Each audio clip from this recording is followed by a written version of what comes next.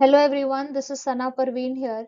ये वीडियो में हम ह्यूमन रिप्रोडक्शन के प्रीवियस ईयर क्वेश्चन सॉल्व करेंगे from past 33 years. So let us get started. Question 1. Select the correct sequence of transport of sperm cells in male reproductive system. Option 1 है testes, epididymis, vas deferens, vas afferentia, vas deferens, ejaculatory duct, inguinal canal, urethra and urethral meatus. Option B है testes, epididymis, vas afferentia, rete testes, inguinal canal and urethra. Option C है seminiferous tubule, rete testes, vas afferentia, epididymis, vas deferens, ejaculatory duct, urethra, urethral meatus. Option D है seminiferous tubules, vas afferentia, epididymis, inguinal canal and urethra. ये जो question है ये NEET 2019 का है। अगर हम इसमें देखें तो तीन ऑप्शंस हम बहुत आसानी से एलिमिनेट कर सकते हैं। दैट इज इंग्विनल कैनाल, यहाँ पे ऑप्शन ए एलिमिनेट हो जाता है, ऑप्शन बी भी एलिमिनेट हो जाता है क्योंकि यहाँ पे इंग्विनल कैनाल गिवन है, ऑप्शन डी भी एलिमिनेट हो जाता है क्योंकि यहाँ पे इंग्विनल कैनाल गिवन है। ओके, तो हमने इंग्विनल कैनाल की वजह से ये सारे ऑप्शंस को एलिमिनेट क्यों कर दिया है, क्योंकि जो इंग्विनल कैनाल होती है इसका रोल स्पर्म ट्रांसपोर्ट में नहीं होता है। इसका रोल होता है टेस्टिस को डिसेंड करना। जब एक मेल फीटस है, जब एक मेल फीटस होता है तो जो टेस्टिस होती है ये इसके अब्डोमेन के अंदर पाई जाती है, अब्डोमेन के अंदर पाई जाती है। ठीक है, जैसे ही प्रेगनेंसी का 7th मंथ हो जाता है ये टेस्टिस को डिसेंड करके स्क्रोटल सैक के अंदर पहुंचाना होता है। स्क्रॉटल सैक के अंदर हमको ये टेस्टिस को पहुंचाना होगा, तो कोई तो एक हमको स्ट्रक्चर चाहिए होगा ऐसे कैनाल टाइप, ताकि ये टेस्टिस यहाँ से जाके इस कैनाल में से जाके स्क्रॉटल सैक के अंदर डिसेंड हो जाए। तो ये जो स्ट्रक्चर है जो टेस्टिस को डिसेंड करने में मदद करता है इसको हम बोलते हैं इंग्विनल कैनाल। इंग्विनल कैनाल, तो इंग्विनल कैनाल का कोई रोल नहीं है ट्रांसपोर्ट ऑफ स्पर्म के अंदर। तो हमारा जो सवाल है ये ट्रांसपोर्ट ऑफ स्पर्म के लिए पूछा गया है, इसलिए बाकी के सारे ऑप्शन एलिमिनेट हो जाते हैं और जो हमारा आंसर आता है that is going to be seminiferous tubule, rete testes, vas afferentia, epididymis, vas deferens, ejaculatory duct, urethra and urethral meatus. इसको फ्लो को समझने के लिए हम इसका डायग्राम देख लेते हैं। डायग्राम में यू कैन सी सबसे पहले जो गिवन है दैट इज सेमिनिफेरस ट्यूब्यूल, सबसे पहले जिसके अंदर स्पर्म फॉर्मेशन होता है। इसके बाद आता है ट्यूबुला इरेक्टाई, आफ्टर दैट रीटी टेस्टिस, उसके बाद में वास efferentia, epididymis, vas deferens, after that you have got ejaculatory duct, urethra and urethral meatus. Okay, तो ये फ्लो आपको रिमेंबर करना पड़ेगा। ओके, क्वेश्चन नंबर 2 देख लेते हैं। Which of the following depicts the correct pathway of transport of sperms? Option 1 है rete testes, efferent ductules, epididymis, vas deferens. Option B है rete testes, epididymis, efferent ductules, vas deferens. Option C है rete testes, vas deferens, efferent ductules and epididymis. And then last वाला option है efferent ductules, rete testes, vas deferens and epididymis. तो यहाँ पे जो correct sequence हो जाता है वो है हमारा option number A, rete testis, efferent ductules, जिसको हम वास एफरेंशिया के नाम से भी जानते हैं, वास एफरेंशिया, उसके बाद एपिडाइमस, वास डेफरेंस। ओके, तो यहाँ पे हम हमारे डायग्राम की मदद से ये सीक्वेंस को समझने की कोशिश करते हैं। तो जो गिवन है the words which are given are first of all rete testis, पहले आता है रीटी टेस्टिस, उसके बाद में आएगा वास एफरेंशिया जिसको हम एफरेंट डक्टियोल्स भी बोल रहे हैं।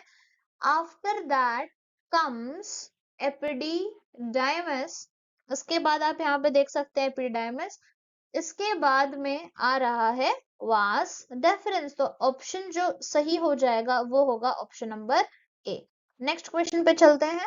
The shared terminal duct of the reproductive and urinary system in the human male is urethra, ureter, vas deferens and vas efferentia.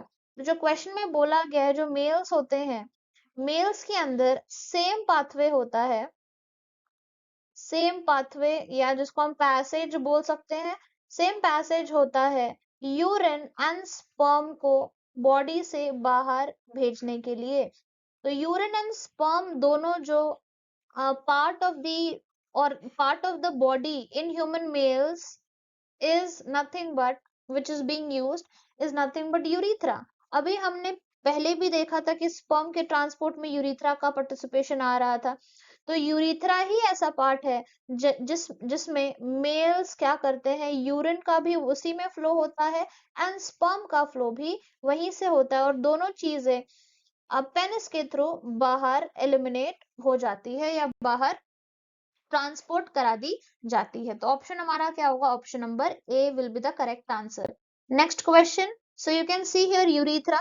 यहाँ पे अगर मैं हाईलाइट करूं तो आपको यहाँ पे दिखाई दे रहा होगा urinary bladder. Urinary bladder is in continuation with the urethra. ये जो मैंने बीच में पतली सी ट्यूब बनाई है इसका नाम होता है यूरिथ्रा। तो यूरिथ्रा से ही यूरिन का भी पैसेज होगा और यहाँ पे आपका जो स्पर्म फ्लो है वो भी यहीं से होगा। दोनों का exit point is the same in case of males. Next question, the Leydig cells as found in the human body are the secretory source of progesterone, interstitial mucus, glucagon or androgen। Question 4, option यहाँ पे जो सही है वो है androgen. जो Leydig cells होते हैं इनको हम इंटरस्टिशियल सेल्स भी बोलते हैं, इंटरस्टिशियल सेल्स भी बोलते हैं, और इनका जो काम होता है वो एंड्रोजन सिंथेसिस का काम होता है, एंड्रोजन बनाते हैं ये। सो हमारा आंसर सही क्या हो जाएगा, one of the example is testosterone. Testosterone बनाएंगे Leydig cell and interstitial cell and spermatogenesis में इसका रोल रहेगा। The role is seen in the case of spermatogenesis। Okay, तो हम आगे बढ़ते हैं। क्वेश्चन नंबर 4 हमने देख लिया है, नेक्स्ट क्वेश्चन देखेंगे। Question 5, if for some reason the vas efferentia in the human reproductive system gets blocked, the gametes will not be transferred from। हमको ये बताया गया कि जो वास डेफरेंस है ये कोई कारण की वजह से ये ब्लॉक हो चुका है, तो जो स्पर्म का ट्रांसपोर्ट है वो कहाँ से कहाँ तक नहीं हो पाएगा, कहाँ से कहाँ तक स्पर्म ट्रांसपोर्ट नहीं हो पाएगा। क्या ब्लॉक हो चुकी है, वास एफरेंशिया ब्लॉक हो चुकी है। ओके, तो इसको सॉल्व करने के लिए जरा सा हम फ्लो देख लेते हैं, स्पर्म का फ्लो देख लेते हैं। जो स्पर्म है वो फ्लो होता है सेमिनिफरस ट्यूब्यूल्स, सेमिनिफरस ट्यूब्यूल्स। इसके बाद में स्पर्म्स जाएंगे ट्यूबुलाई रेक्टाई के अंदर, ट्यूबुलाई रेक्टाई। ट्यूबुलाई रेक्टाई के बाद स्पर्म्स जाते हैं रीटी टेस्टिस में, रीटी टेस्टिस में। After that it goes into वास एफरेंशिया, वास एफरेंशिया। इसके बाद ये टेस्टिस से बाहर निकल जाता है, वास एफरेंशिया के बाद टेस्टिस से बाहर निकल जाएगा और एपिडिडाइमस के अंदर स्पर्म्स चले जाएंगे। ठीक है, तो ये जो हमने पूरा पार्ट लिखा है यहाँ तक, ये किसका पार्ट है, ये टेस्टिस का पार्ट है। ठीक है, और ये जो है एपिडाइमस आउट ऑफ टेस्टिस है, आउट ऑफ टेस्टिस है। हमको ये बोला गया है कि जो ब्लॉकेज है वो कहाँ पे है, वास एफरेंशिया ब्लॉक हो चुका है, ये काम नहीं कर रहा है।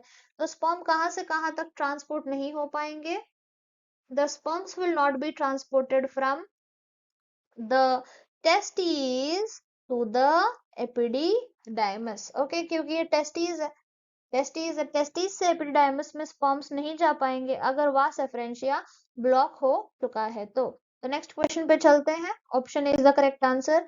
The testis in humans are situated outside the abdominal cavity inside a pouch called as scrotum। जो टेस्टिस है ये abdomen के बाहर सिचुएटेड होती है एक सैक के अंदर जिसको हम स्क्रोटम के नाम से जानते हैं, और ये टेस्टिस इसके अंदर प्रेजेंट है।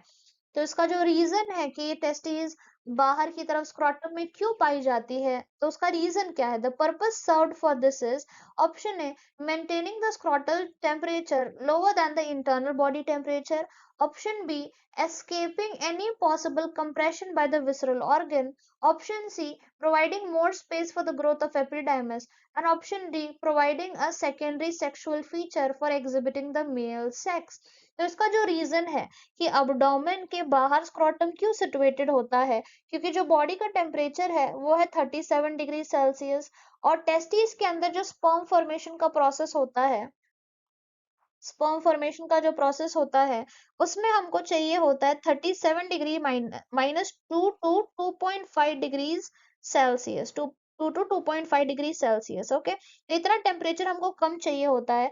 37 हमारे बॉडी का टेम्परेचर है, इस टेम्परेचर पे स्पर्म फॉर्मेशन नहीं हो पाएगा, आपको उसमें से थोड़ा सा टेम्परेचर कम कराना पड़ेगा। For example you will have to take the temperature down to 35 degree Celsius और 34.5 डिग्री सेल्सियस। आप इतना टेम्परेचर कराएंगे तभी स्पर्म फॉर्मेशन होगा। इसीलिए हम जो टेस्टिस है वो देखते हैं कि स्क्रॉटम में प्रेजेंट होती है, एब्डोमेन के अंदर प्रेजेंट नहीं होती है।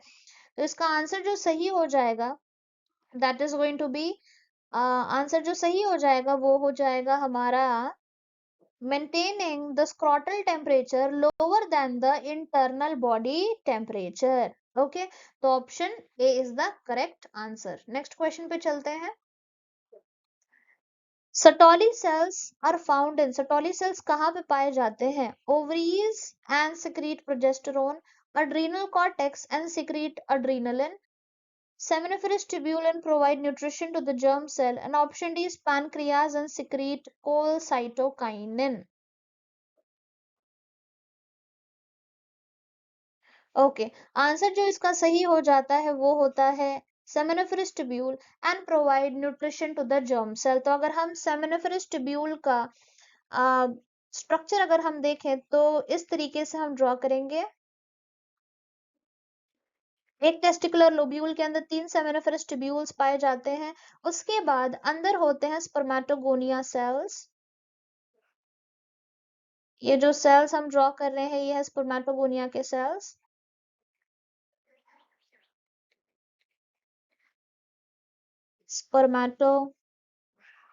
स्पर्मेटोगोनिया, और यहीं पे प्रेजेंट होते हैं सटोली सेल्स।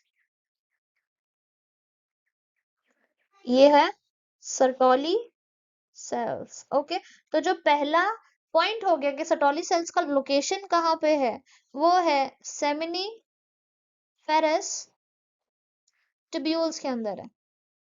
ओके, और इनका फंक्शन क्या है? इनका फंक्शन ये है कि जो सटोली सेल्स होते हैं इनके हेड में आके स्पर्म्स एम्बेड हो जाते हैं।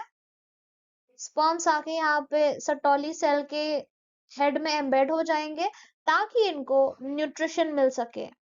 किसको न्यूट्रिशन चाहिए? स्पर्म्स को न्यूट्रिशन चाहिए, इसलिए वो सटोली सेल के अंदर अपना हेड एम्बेड कर देते हैं।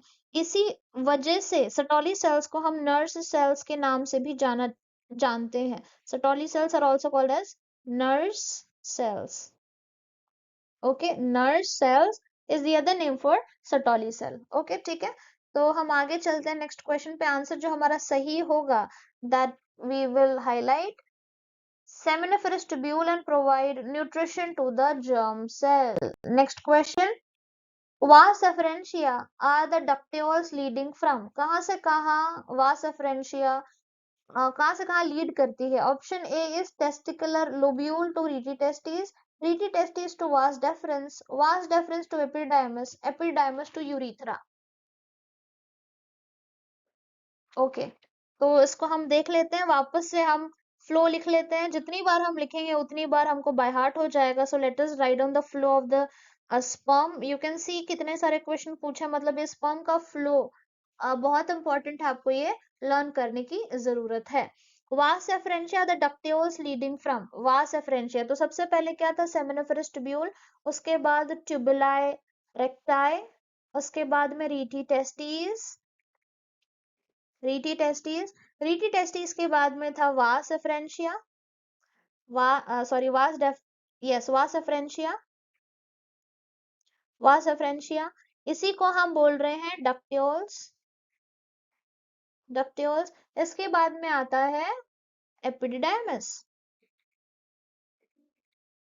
इसके बाद में आता है एपिडिडाइमस। ओके, तो सही आंसर क्या हो जाएगा? जो यहाँ पे अगर हम देखें तो बात किसकी कर रहे हैं हम?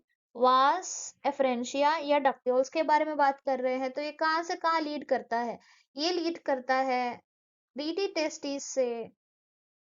रीटी टेस्टिस, एपिडाइमस के बाद में जो पॉइंट हमको लिखना है, एपिडाइमस के बाद आता है वास डेफरेंस। तो हम इसको मार्क कर देंगे, rete testis to vas deferens. तो ऑप्शन जो सही हो जाएगा वो हो जाएगा option B, rete testis to vas a deferens. Okay, ठीक है। Next question, so you can see this. हाँ, एक और बात, अगर आपको ये सारी पीपीटीज चाहिए तो आप मेरे टेलीग्राम चैनल पे जुड़ सकते हैं। टेलीग्राम चैनल का नाम है सनाज बायोकेमिस्ट्री। सनाज बायोकेमिस्ट्री, उसमें चैनल में एक लिंक ट्री का लिंक होगा, लिंक ट्री का लिंक होगा। उसी लिंक के ऊपर जाके आपको ये सारी पीडीएफ्स पीपीटीज मिल जाएंगी। Next question, seminal plasma in human mails is rich इन। जो सीमन है, मेल्स के अंदर जो सीमन होता है, उसका जो सेमिनल प्लाज्मा है, सेमिनल प्लाज्मा है, उसके अंदर कौन सी चीजें पाई जाती है? Fructose and calcium, glucose and calcium, DNA and testosterone, ribose and potassium. इसके अंदर क्या चीजें पाई जाएंगी ज्यादा अमाउंट में? The answer to this question will be fructose and calcium. It's a factual question, आपको लर्न करना पड़ेगा फ्रुक्टोज और कैल्शियम। यहाँ पे स्पर्म ट्रांसपोर्टेशन में, स्पर्म के कैपेसिटेशन में बहुत इंपॉर्टेंट रोल होता है फ्रुक्टोज एंड कैल्शियम का, इसलिए सेमिनल प्लाज्मा में ये पाया जाएगा fructose and calcium. Fructose sperm move करता है ना, तो उसको एनर्जी बना के देने में फ्रुक्टोज मदद करता है, because it is a carbohydrate, it's a sugar. Option A. Next question, secretion from which of the following are rich in fructose, calcium and some enzyme। जैसे हमने ये बताया कि जो मेल्स होते हैं इसमें सीमन पाया जाता है, मेल्स में सीमन प्रेजेंट होता है। तो ये जो सीमन है इसके अंदर बहुत सारी चीजें प्रेजेंट है, इसमें फ्रुक्टोज प्रेजेंट है, इसमें कैल्शियम प्रेजेंट है, इसमें कुछ एंजाइम्स प्रेजेंट है। ओके, तो ये सीमन बनाने में किसका रोल है? ये सीमन बनाने में कौन रोल प्ले करता है? Male accessory gland, liver, pancreas और सलाइवरी ग्लैंड्स। ओके, तो हम इसका आंसर देख लेते हैं।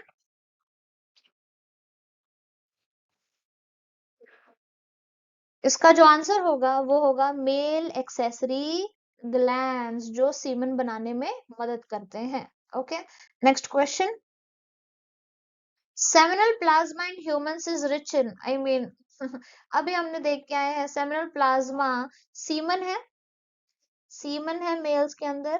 तो ये जो सीमन है जो हमने लास्ट क्वेश्चन में देखा था, ये कौन बनाते हैं? ये बनाते हैं मेल एक्सेसरी ग्लैंड्स बना रहे हैं। ठीक है, इसमें अलग अलग ग्लैंड्स होते हैं, example seminal vesicle, then prostate, then Cowper's gland, ये सब बना रहे हैं। तो ये जो सीमन है इसके अंदर क्या क्या चीजें पाई जाती हैं? आंसर सही क्या हो जाएगा?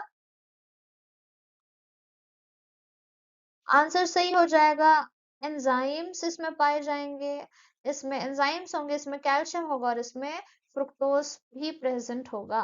ठीक है, बाकी सारे ऑप्शंस गलत क्यों हो जाते हैं? Fructose certain enzyme but poor in calcium, no, it is rich in calcium.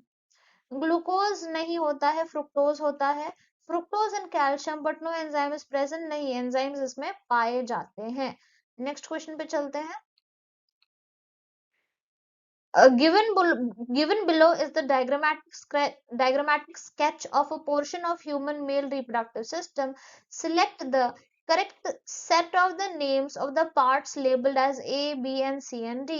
तो जो A part है, B part है, C part है और D part है, इसको हमको लेबल करना है और सही ऑप्शन को हमको सिलेक्ट करना है। तो I will read the options now. Option A, अच्छा, I will not read the options, आप जरा वीडियो को पॉज करके एनालिसिस करें और फिर हम आंसर इसका देखेंगे कि आंसर क्या है। ठीक है, so let us move on to the answer now. जो ए है ये है वास डेफरेंस, जो ए है ये है वास डेफरेंस। ऑप्शन बी है seminal vesicle, seminal vesicle. Option C है प्रोस्ट्रेट, प्रोस्ट्रेट। और ऑप्शन डी है बल्बोयूरिथ्रल, बल्बोयूरिथ्रल ग्लैंड। ओके, तो आंसर सही क्या हो जाएगा? ऑप्शन ए।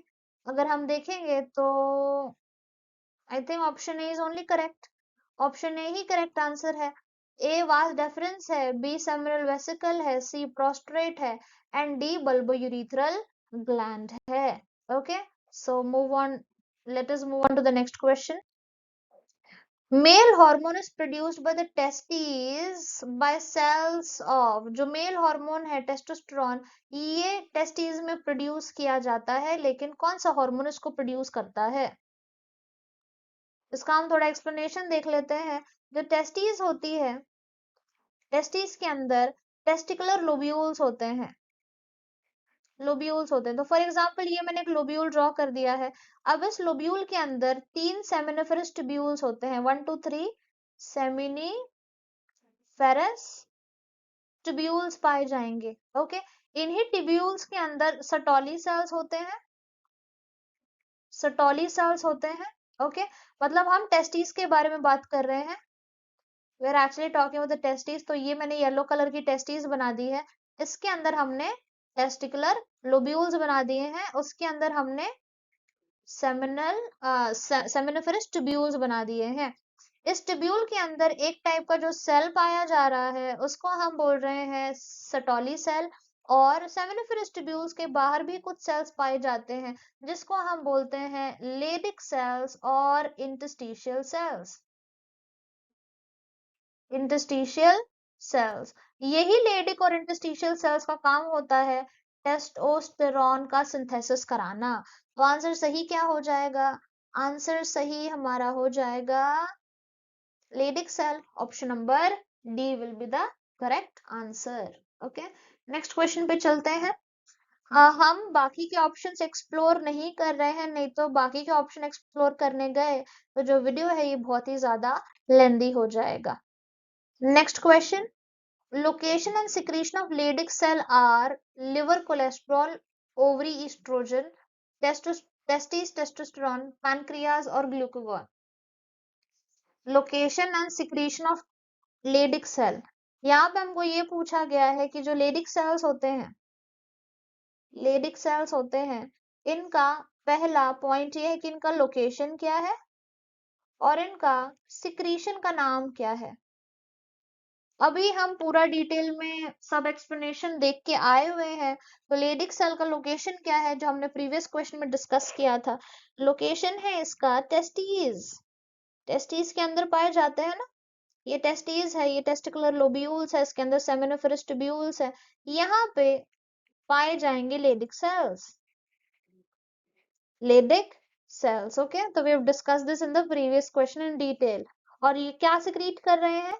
टेस्टोस्टेरॉन का सिक्रीशन करा रहे हैं। आंसर सही हो जाएगा option C, testes and testosterone. Next question, hysterectomy is the surgical removal of vas deferens, mammary gland, uterus or prostate gland। hysterectomy, okay, so for looking at this question we should know that जो uterus होता है,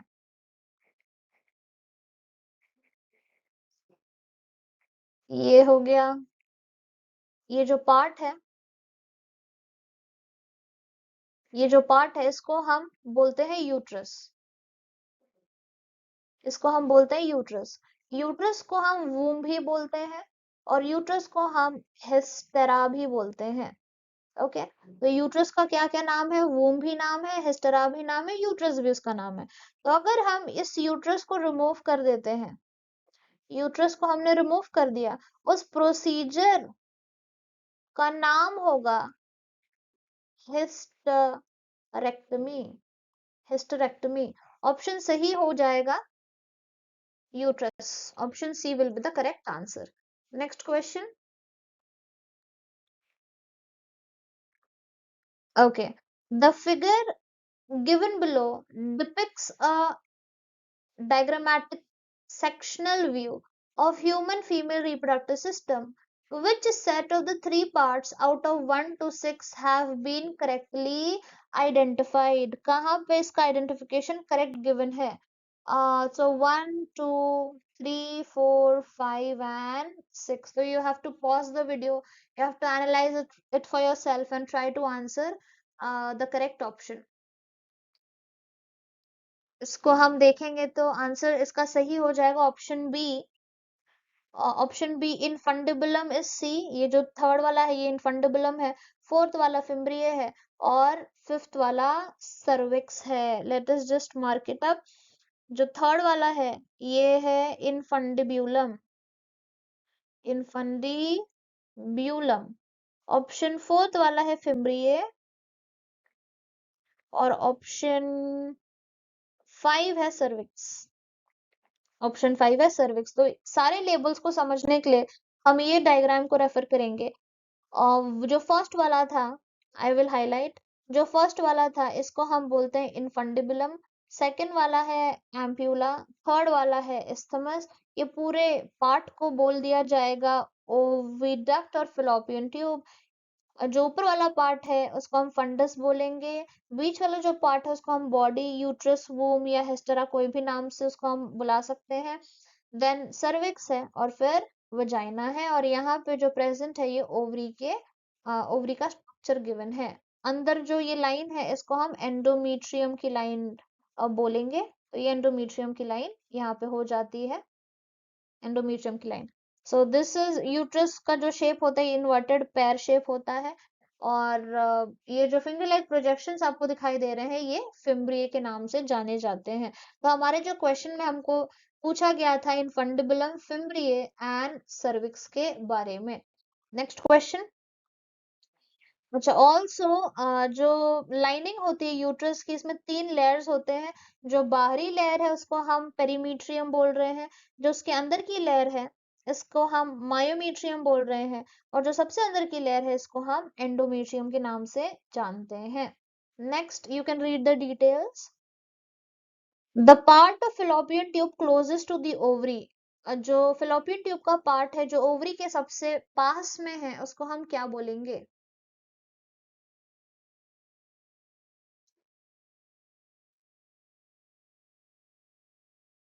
okay हम इसको draw करके देख लेते हैं. ये ओवरी हो गई. यहाँ पे होगा फिम्ब्रिय, उसके ऊपर इनफंडिबुलम, उसके ऊपर ampulla, oviduct and then uterus. Okay इस तरीके से ये जो स्ट्रक्चर होगा. तो ओवरी के पास वाला जो स्ट्रक्चर है उसका हमको पूछा गया ओवरी. यहाँ पे मैं मार्क कर देती हूँ फिम्ब्रिय. फिम्ब्रिय यहाँ पे हम मार्क करेंगे इनफंडिब्यूला. इनफंडिब्यूलम यहाँ पे हम मार्क कर देंगे एम्प्यूला. ओके तो ओवरी के सबसे जो पास वाला जो पार्ट है उसको हम क्या बोलेंगे? उसको हम बोलेंगे इनफंडिब्यूलम. यस इनफंडिब्यूलम ही ओवरी के सबसे करीब है. बाकी के जो ऑप्शंस हैं वो तो काफी दूर दूर प्रेजेंट है. यस और नो. तो ये जो इस्थमस होता है वो यहाँ पे हम मार्क कर देंगे इस्थमस. यहाँ पे नीचे हो जाएगा cervix. Cervix if we see isthmus is very far from the ovary.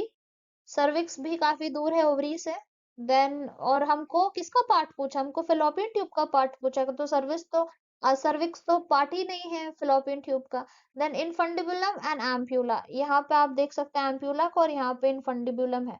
तो सबसे पास में 1 2 एंड 3 सबसे पास का जो स्ट्रक्चर है वो इनफंडिबुलम होगा. हम इसको हाईलाइट कर देते हैं. Infundibulum is the correct answer. Next question पे चले. तो यू कैन सी और यहाँ पे ओवरी प्रेजेंट है. यहाँ पे ओवरी प्रेजेंट है. ये फिंगर लाइक जो प्रोजेक्शन है ये फिम्ब्रिय है. उसका यहाँ पे जो मैंने पार्ट 1 मार्क किया वो इनफंडिबुलम है. पार्ट 2 मैंने मार्क किया वो एम्प्यूला है. पार्ट 3 मैंने मार्क किया है वो इस्थमस होगा. Next question. Bartholin glands are situated. Bartholin glands कहाँ पे सिचुएटेड होती है? On the sides of the head of some amphibians. at the reduced tail ends of the birds on either side of the vagina in humans, on either side of vast deferens in humans. Bartholin gland कहाँ पे पाई जाती है? Okay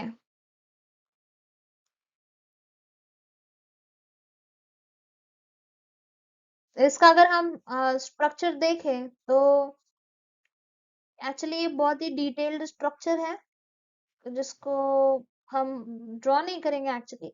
अगर हम देखें तो ये vagina है। वजाइना के साइड साइड में दो ग्लैंड्स होती है जिसको हम बार्थोलीन ग्लैंड्स बोलते हैं। और ये जो बार्थोलीन ग्लैंड्स है इनका काम है म्यूकस बनाना, म्यूकस सिक्रीशन। जैसे कि मेल्स के अंदर एक ग्लैंड होती है जिसको हम बोलते हैं बल्बो यूरिथ्रल। ये बल्बो यूरिथ्रल का काम होता है म्यूकस बनाना ताकि फ्रिक्शन को प्रिवेंट किया जा सके।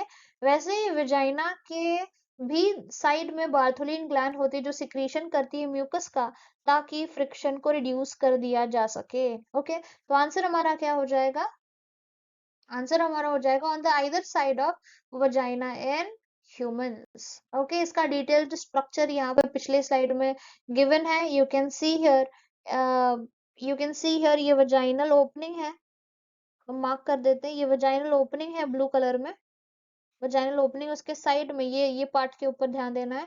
ब्लू वाला जो सेंटर वाला पोर्शन है ये वजाइनल ओपनिंग है, उसके साइड में दो ग्लैंड्स है जिसको हम बोलते हैं बल्बो यूरिथ्रल ग्लैंड जो कि लुब्रिकेशन में मदद करता है। और ये जो हम पूरा स्ट्रक्चर देख रहे हैं ये हम एक्सटर्नल जेनिटेलिया इन फीमेल्स के अंदर देख रहे हैं जिसको हम वल्वा भी बोलते हैं।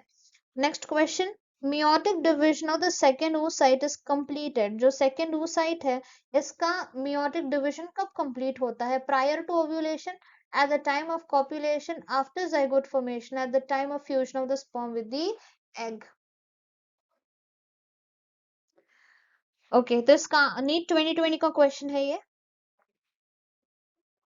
इसका आंसर अगर हम देखें तो आंसर होगा eight the time of fusion of sperm with the ovum. जो सेकेंडरी oocyte है ये ओवरी से जब रिलीज होता है स्ट्रक्चर, ये ओवरी है, ओवरी से एग रिलीज हो गया तो ये एग कौन से फॉर्म में रिलीज हुआ है? सेकेंडरी oocyte के फॉर्म में रिलीज हुआ है।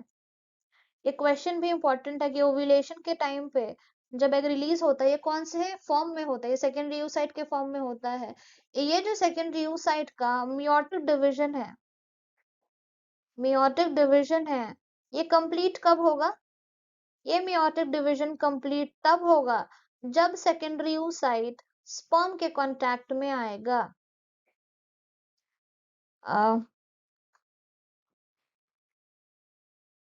एनीवेज ये कब कंप्लीट होगा? जब ये स्पर्म के कांटेक्ट में आएगा। ये स्पर्म है यहाँ पे, ये कांटेक्ट में आएगा स्पर्म और सेकेंडरी oocyte। तो सेकेंडरी oocyte का जो मियोटिक डिवीजन है ये कंप्लीट हो जाएगा। ओके तो आंसर हमारा जो सही हो जाता है that is at the time of fusion of the sperm with the egg NEET 2020 question. तो आंसर सही है ऑप्शन नंबर डी।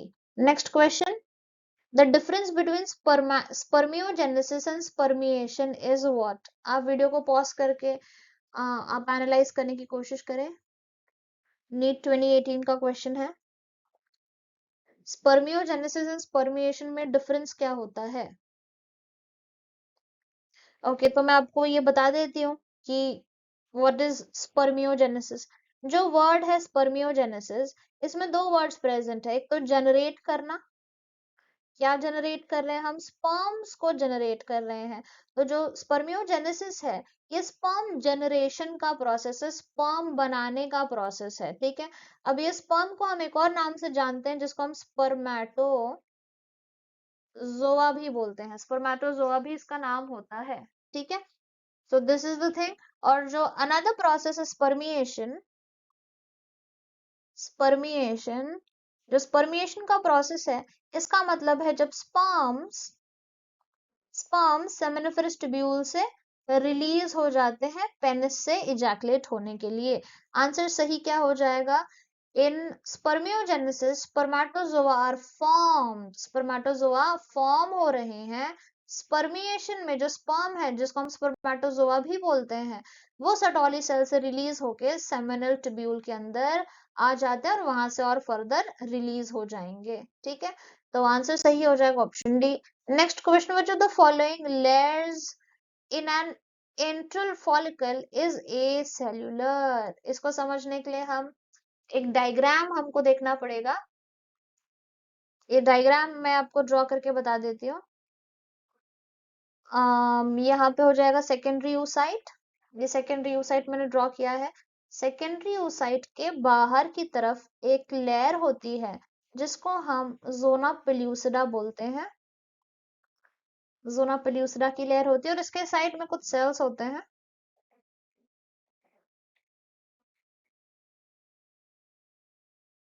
कुछ सेल्स हैं। सेकेंडरी oocyte के अंदर कुछ स्ट्रक्चर्स पाए जाएंगे। Okay, so let us just label this structure now. ये है अंदर का पार्ट सेकेंडरी oocyte। इसके बाहर का पार्ट है जोना पेल्यूसिडा।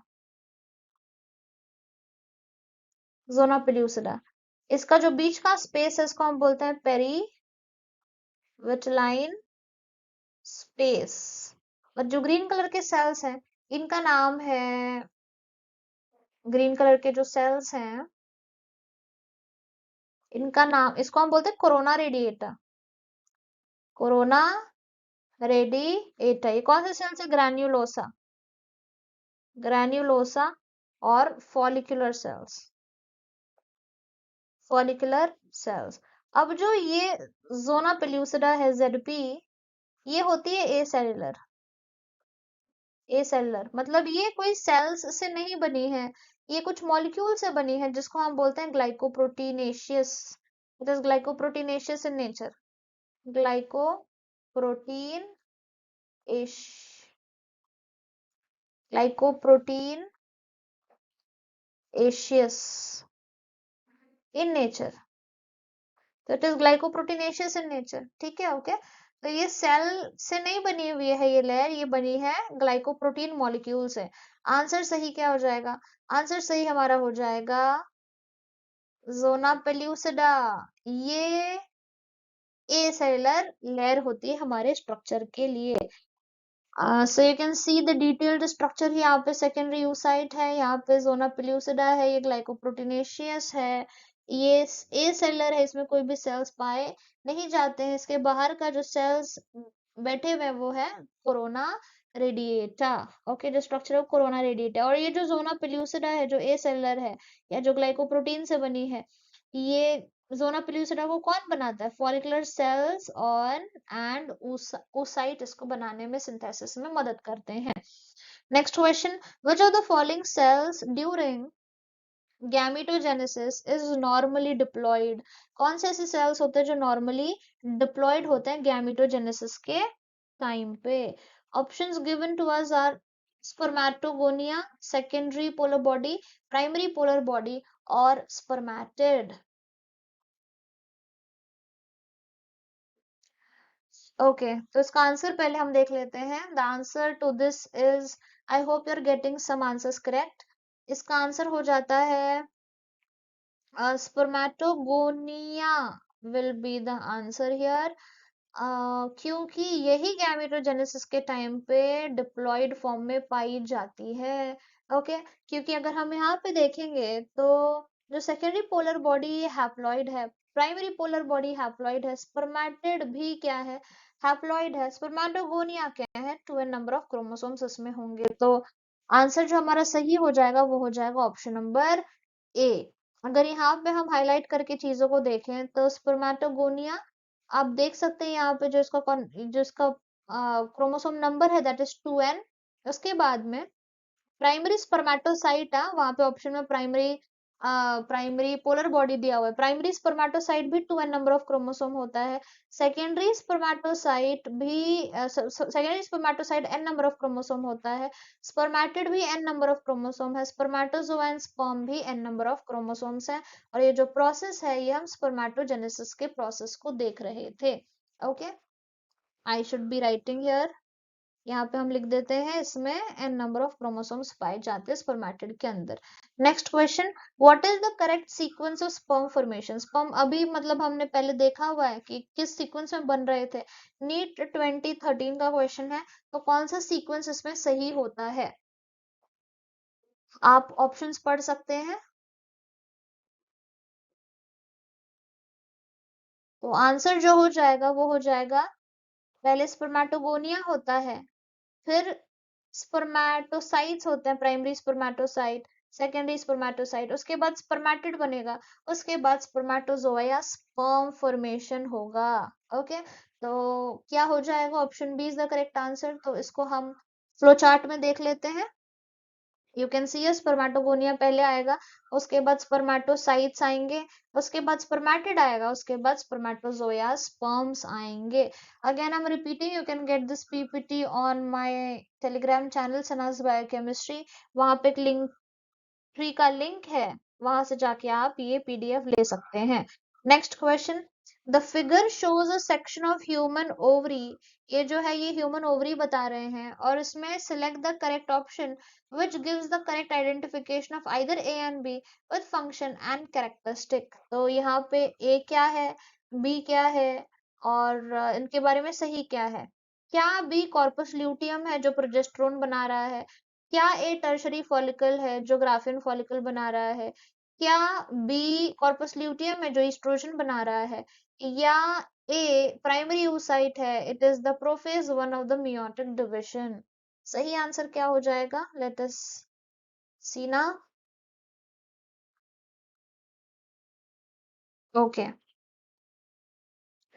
सही आंसर है ऑप्शन ए, बी है corpus luteum. B corpus luteum है जो प्रोजेस्टेरोन बनाता है। ओके, बाकी के आंसर्स गलत हैं, क्योंकि ए यहाँ पे टर्शरी फॉलिकल नहीं है, ये गलत हो गया। बी कॉर्पस ल्यूटियम है, लेकिन ये एस्ट्रोजन नहीं बनाता ना, ये तो प्रोजेस्टेरोन बना रहा है।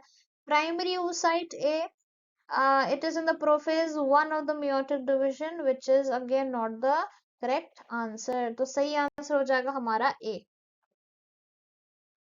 You can see here the follicles which are being formed। ये फॉलिकल्स यहाँ पे आप देख सकते हैं। सबसे पहले प्राइमरी फॉलिकल होता है, फिर सेकेंडरी, फिर टर्शरी फॉलिकल, फिर मेच्योर ग्राफिन फॉलिकल में से ओव्यूलेशन हो जाता है, कॉर्पस ल्यूटियम बन जाता है, कॉर्पस अल्बिकन फिर फॉर्म हो जाता है। Next question, which of the following statement is false in respect to the viability of the sperm cell? कौन सा स्टेटमेंट इसमें से गलत है अबाउट द सर्वाइवल स्टेट और वाइबिलिटी? वाइबिलिटी मतलब कितने टाइम तक वो जिंदा, मतलब बोल सकते हैं कितने टाइम तक मैमालियन स्पर्म जिंदा रह पाएगा। ओके, उसके बारे में ये सवाल है। तो ऑप्शंस पढ़ लेते हैं हम यहाँ पे। Option one, sperm is viable only for 24 hours। Survival of sperm depends upon the pH of the medium and is more active in alkaline medium। Option C, viability of sperm is determined by its motility। Option D, sperms must be concentrated in a thick suspension। कौन सा statement सही नहीं है, कौन सा statement गलत है? Answer जो इसका रहेगा वो होगा option number A is wrong answer. sperm is viable only for 24 hours is a wrong answer, is the wrong option actually। तो मतलब ये हमारा क्या हो जाएगा, ये हमारा आंसर हो जाएगा। ठीक है, so survival of sperm, yes, sperm जिएगा या मर जाएगा वो पीएच के ऊपर डिपेंड करता है। Viability of the sperm, sperm जिंदा रहेगा या नहीं रहेगा उसके ये मूवमेंट के ऊपर, कितना फास्ट मूव कर रहा है उसके ऊपर भी डिपेंड करता है। जो स्पर्म्स होते हैं ये थिक सस्पेंशन जिसको हम सीमन बोलते हैं इसमें पाए जाते हैं। ठीक है, अब जो ऑप्शन वन है ये स्टेटमेंट गलत क्यों हो गया? क्योंकि वायबिलिटी स्पर्म की 24 आवर्स नहीं होती है, ये 48 से लेके 72 आवर्स तक स्पर्म जिंदा रह सकता है। यस, वाइबिलिटी पूछा तो स्पर्म जिंदा रह सकता है, तो नंबर यहाँ पे गलत गिवन था। Next question, which of the following statement about human sperm is correct? कौन सा इसमें से ह्यूमन स्पर्म के बारे में करेक्ट ऑप्शन है? Acrosome has a conical pointed structure used for piercing and penetrating the cell, resulting in fertilization. The sperm license in the acrosome dissolve the egg envelope, facilitating fertilization. Acrosome serves as a sensory structure leading the sperm towards the ovum. Acrosome serves no particular function. कौन सा statement इसमें से सही है? कौन सा statement इसमें से सही है? ओके, जो सही आंसर है इसमें आ जाता है the sperm lysins in the acrosome dissolve the egg envelope facilitating fertilisation. क्या बताया गया? अगर ये एग है और ये स्पर्म है, अगर ये एग है और ये स्पर्म है, तो जो स्पर्म होता है यहाँ पे इसके एक स्ट्रक्चर होता है जिसको हम एक्रोसोम बोलते हैं। इस एक्रोसोम स्ट्रक्चर के अंदर स्पर्म लाइसेंस पाए जाते हैं। स्पर्म लाइसेंस, ये स्पर्म लाइसेंस कुछ एंजाइम्स होते हैं जो फर्टिलाइजेशन में मदद करते हैं, क्योंकि ये जो एग का एनवलप है इसको डिसॉल्व कर देंगे। डिसॉल्व करने के बाद अपना जेनेटिक मटेरियल इंसर्ट कर देंगे। तो आंसर सही हो जाएगा option B. Next question, so you can see here acrosome. और एक और इंपॉर्टेंट पॉइंट, जो एक्रोसोम है गोल्गी का मॉडिफिकेशन है। Next question, correct sequence of the formation of sperm in human testis is what? ऐसे ही एक टाइप का हमने क्वेश्चन पहले भी किया हुआ है, so I hope you can answer it now. Let us see the answer. Answer सही है ऑप्शन ए। पहले आता है स्पर्मेटोगोनिया, फिर स्पर्मेटोसाइट, फिर स्पर्मेटिड एंड फिर स्पर्म आएगा। You can see this here again.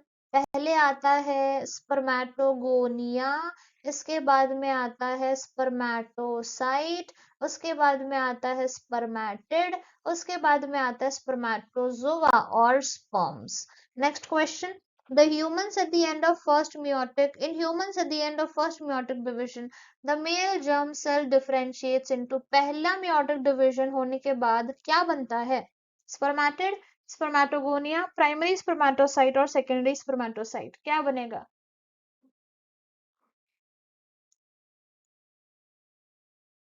First meiotic division के होने के बाद में क्या बनेगा?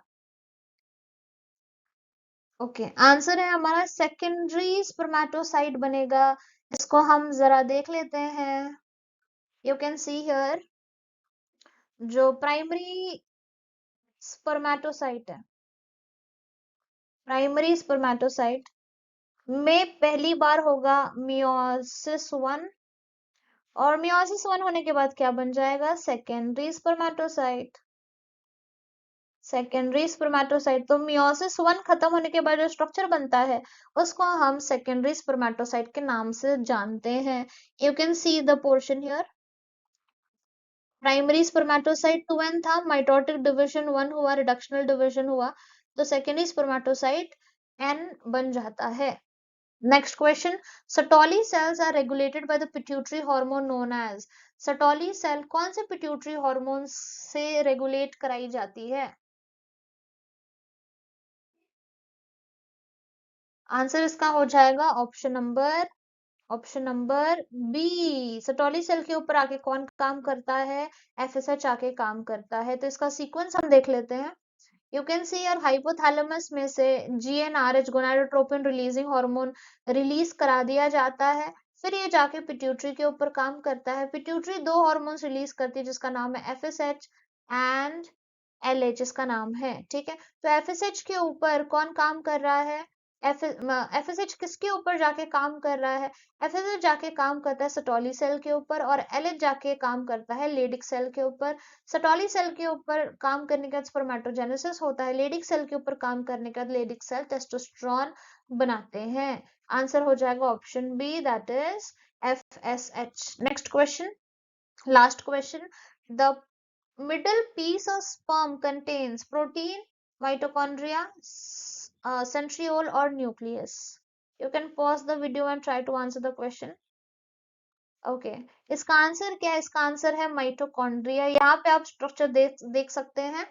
ये जो इतना पार्ट है ये हेड है, उसके बाद नेक है, उसके बाद मिडल पीस है और उसके बाद में टेल होती है।